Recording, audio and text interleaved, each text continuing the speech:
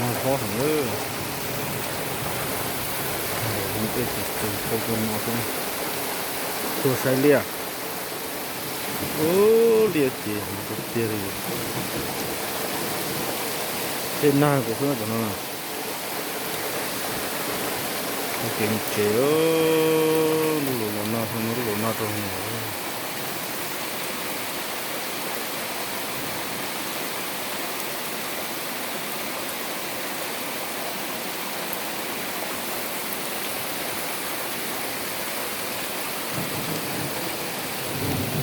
Nó thì na lên na thế nó này.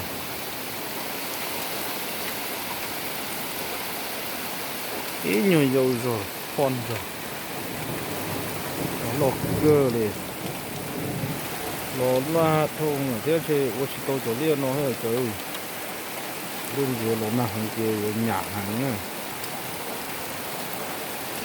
Cảm động là cái gì thế này. Các thứ là sát trồng tí thế nào. Ô, có tí năng chế đâu chả đâu.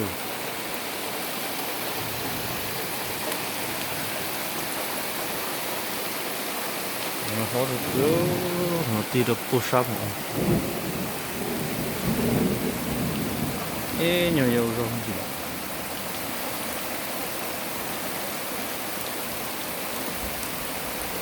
Cái số lia rồi, để chơi rồi cá. Thế giờ tôi lại chỗ lia nó nè. Bên nhà thì tôi lấy tiền, nó chỉ lấy tiền cho không chỉ cho đây chế hả? Thế thì tôi tôi lấy thằng đó nó tiền,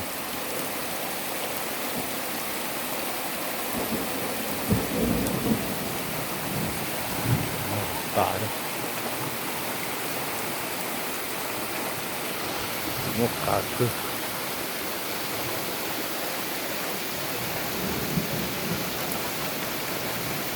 Liệt thì kim pla rồi thôi. Chúng nó mà ông lột nát lon nó chỉ túi cá, coi đó. Lột nát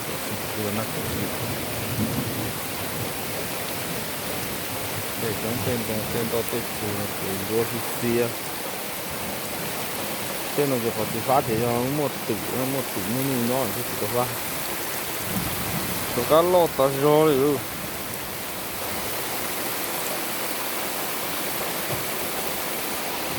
Nó khó hẳn nữa. Đây chỉ đặt cho nó là mù thôi.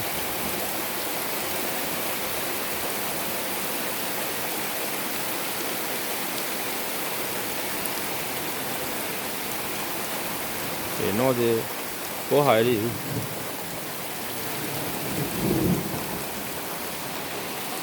Đây chỉ chuẩn phô lò chứ mấy tụi nhỏ đây mê nó thế à. Thế nào đây thôi. Đây mà nó in từ tận này tại xong đấy á. Đây là một ô lia hôm nào nó lấy ô lia đục phô nó lấy đấy á. Tôi chơi nó có lia nó mê thì chỉ chúng một ít lại này. Ở trên đây rồi trong này là ô sư. Đi chúng nó lên bê nhiều nó lấy bê chung na thế nâng gỗ chỉ lấy cái gì nâng gỗ bê lấy cái nâng gỗ chỗ là nó chỗ nó đúng ta đấy rồi tàu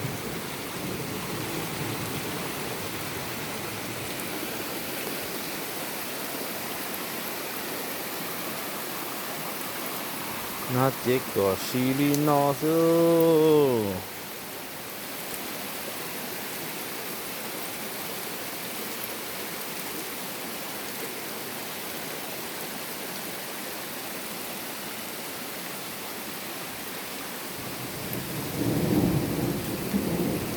Nó chuyển răng nữa, răng mà khát sợ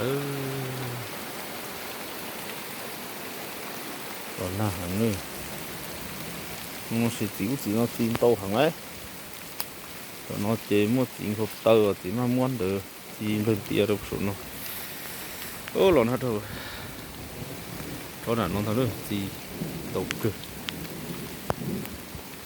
điều nó chỉ mua khử hàng